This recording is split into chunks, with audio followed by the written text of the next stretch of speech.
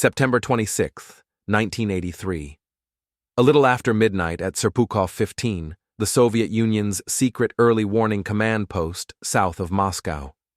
Green radar glows paint-tired faces. Air is stale. Cigarette smoke hangs above consoles where officers speak in careful whispers. Lieutenant Colonel Stanislav Petrov, 44, rubs his eyes and rechecks the log. He has been in this bunker nearly a full day, a routine shift made heavier by a season of tension that feels like a held breath.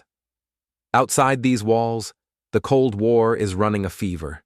The Soviets shot down Korean Airlines Flight 0073 weeks earlier. NATO is preparing the Able Archer exercise. Missiles are moving. Words are sharper.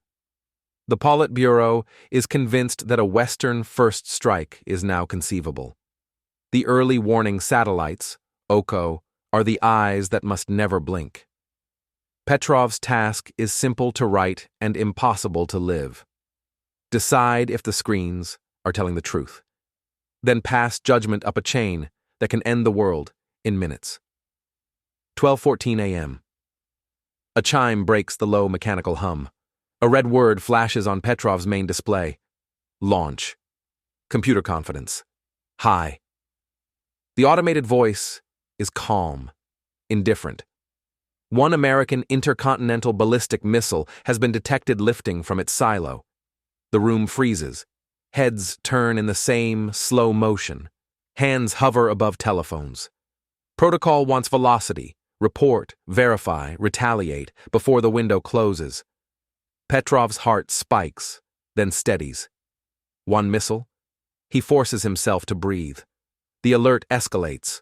2, 3, 4, 5. The machine logic declares a coordinated American strike. Petrov's training, his oath, and the fortunes of nations all aim him toward a single path. Confirm the alert and raise the alarm to the general staff. He is supposed to be a relay in a perfect system. Instead, he hesitates. The satellite algorithm is new. Ground radar that should see missiles once they crest the horizon sees nothing. If Washington wanted a first strike, why 5? Why not 100? The numbers do not look like strategy. They look like an echo. He calls the duty officer and classifies the alert as false, pending ground confirmation. An officer to his left stares at him, disbelieving, as if watching a man step off a roof. The siren keeps wailing. Petrov's hand shakes just once, and then the tremor is gone. He writes in the log, anomaly. He feels the weight of that word. If he is wrong, no word can save him or anyone else. The minutes are a vice. In those minutes, every plan ever written for Armageddon fits through a keyhole.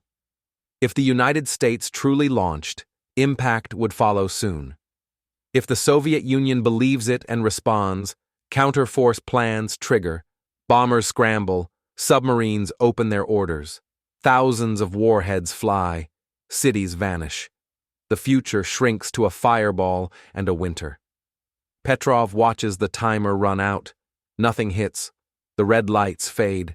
The bunker exhales. Not loudly, not with relief, but like a machine resuming its cycle after a jam. Engineers and political officers converge. They search the telemetry. Later, the explanation settles into the record. Sunlight at a particular angle reflected off high clouds over North Dakota, fooling the OCO satellite sensor into reading the reflection as missile plumes. A cosmic coincidence, precise and rare, the sort of failure no training scenario had dared to model. The system did what it was built to do, believe its inputs. It was the human being who refused. There are no congratulations. In the Soviet system, admitting a failure of technology is dangerous. Admitting that an officer overruled the machine is worse. Petrov spends the end of his shift repairing the paper trail so that his superiors will not be forced to defend him. He moves words. He softens times. He leaves just enough to keep the truth breathing. He takes the train home at dawn with the taste of metal in his mouth and a new understanding of how thin the world is. Weeks pass. The incident is sealed away as if it never happened. Promotions do not come. A commendation would require a story, and a story would require someone to admit how close the edge had been. Petrov is reassigned. He does not complain. The habit of secrecy is old. He files the memory beside 1,000 others the Cold War demands its servants swallow. Outside the bunker, 1983 accelerates. NATO's Able Archer exercise simulates nuclear release procedures with a realism that panics the Soviets. Missiles with short flight times nest near borders. Both sides tell themselves they are rational, that deterrence is arithmetic, that second strike capability preserves peace. But arithmetic depends on clean inputs. Computers read light on clouds and call it war. The architecture of survival is only as strong as the judgment at a single console. Years later, a retired Soviet general mentions the incident in a memoir. Journalists come with cameras and careful questions. They find Petrov in a modest apartment near Moscow, a man with a worn voice and a shy manner, more comfortable speaking about engineering than heroism. He explains what he saw and what he did not see. He explains the shape of the launch he expected to see if the United States truly intended annihilation, and why 5 blips in isolation looked like noise instead of fate. He shrugs when asked whether he saved the world. "I did my job," he says. "I trusted my judgment more than the machine." Historians reconstruct the timeline with declassified fragments. They learn how quickly a confirmation would have traveled. They map in the minutes available for ground radar to corroborate. They note that the warning chain, under normal conditions, could have put a retaliatory decision on the desk of the Soviet leadership in under 2 minutes. They consider the human elements, fatigue, career fear, doctrinal pressure, and realize how easily the decision could have gone the other way. The lesson is not comfort. It is a mirror. Recognition does not come from his own government. It comes from strangers abroad, award ceremonies, film festivals, small stages where people stand to applaud a man who claims he did nothing. He accepts the honors awkwardly, as if apologizing for the attention. Asked about fear, he says there was no time for it. Asked about pride, he answers that he felt relief, and then nothing. He does not like to be called a hero. He prefers the old words duty, responsibility, judgment. The Cold War loved systems. It built intricate loops of sensors and orders, locks and keys, packs and plans. It believed in redundancy and escalation control. It wrote volumes proving that rational actors would never press the buttons first. But the truth in the cables is simpler. Systems fail in the same way people do. They see what they are primed to see. They are brave when they should be cautious, and cautious when they should be brave. Sunlight becomes exhaust. Reflections become war. The map becomes the territory. On the night the satellites lied, the Soviet ground radars did their job by doing nothing at all. Their silence saved time. Petrov used that time to ask the one question the flowchart does not contain. Does this make sense? He weighed what he knew against what the machine declared. He chose to wait. The world kept turning, and most of its inhabitants slept through the moment. A single judgment call separated them from the end. Petrov's life after the military is small by design. A garden, a radio, occasional interviews. He answers letters from students and strangers who want him to confirm that a human can still matter. He says yes, but he does not romanticize it. He explains that he was not braver than other officers, only more suspicious of neat answers. The more complicated the system, the more seductive the certainty it offers. The correct response to certainty, he says, is always a second look. The doctrine that kept the peace mutually assured destruction, was a story the superpowers told themselves about control. It said that rational fear would regulate behavior. It did, most days. But it never solved the smaller problem. The machines built to warn us could lie, and procedures could accelerate those lies until they became irreversible. The fix was not better code.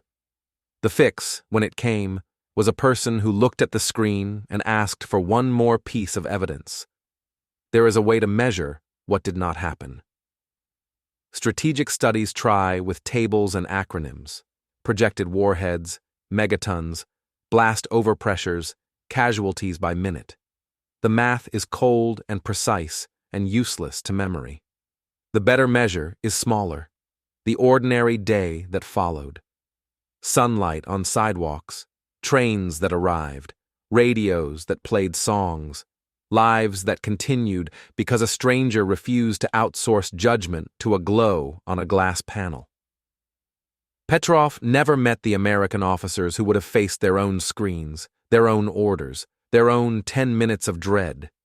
They never met the families whose lives depended on his suspicion. Deterrence theory does not include gratitude.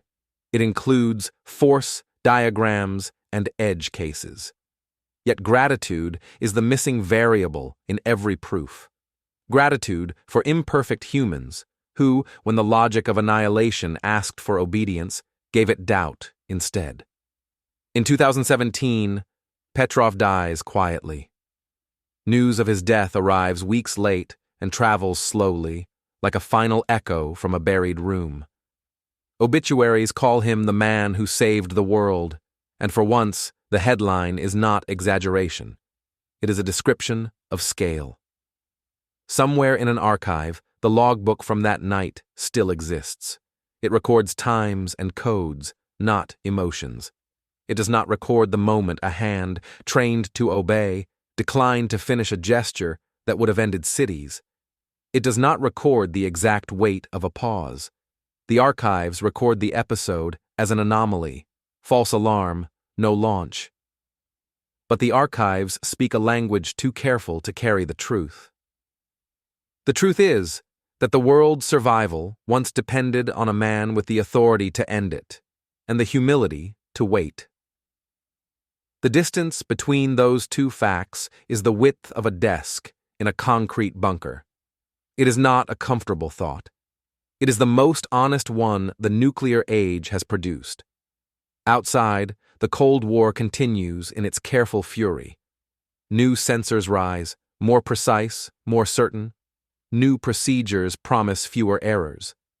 The faith is always the same, that better machines will save us from ourselves. The lesson of that night says something colder. Machines narrow choices. People keep them open. A single judgment call can still be the difference between a hard morning and no morning at all. What saved the world on that night was not luck alone. It was an officer who understood the difference between data and truth, between a pattern and a story about a pattern. He felt the tug of doctrine and did not pretend it was destiny. He asked, for as long as time allowed, for the thing systems cannot supply: sense. The satellite algorithm was not evil. It was obedient. It saw light and called it fire because that is what it was built to do. The chain of command was not monstrous. It was efficient. It meant to move information upward faster than doubt could slow it. The missing element was a person willing to bear doubt like a weight and keep it there until the world proved itself. Years after, when asked what he would tell young officers, Petrov answers simply, "Do not worship the console. Understand it, respect it, use it. But keep one question alive. Does this align with the world as it is, or only with the world the machine expects?" That is not rebellion. That is responsibility. You can draw the whole episode as a diagram: inputs, processes, outputs. Or you can draw it as a moment: a man sitting in bad light with a clock that hates him and a siren that will not stop. He does not become a different person in that moment. He becomes exactly himself, the sum of his doubts and training, his caution and his courage. Civilization gets to exist because that sum was enough. The Cold War produced many close calls, bombers off course, drills mistaken for war, computers reading ghosts. This one is different because it shows a paradox at the center of deterrence. The more we automate the decision to retaliate, the more we need a human willing to pause it. The safer we try to make the machine, the more dangerous it becomes when it is wrong. What remains is not a myth about a lone savior, but a warning about architectures that cannot forgive a single bad input. The world will add more sensors, better satellites, faster links. It should also keep space on the console for a person trained to doubt. The title of that job is not heroic. It is ordinary, officer on duty. Yet on certain nights, ordinary is the only shield civilization has. There are monuments to victories and monuments to tragedies. This episode belongs to a third category, the monument of an ordinary day preserved. People went to work. Children argued about nothing. Buses filled and emptied. None of those lives know whose pause protected them. They do not need to know. It is enough that the pause existed and that it held.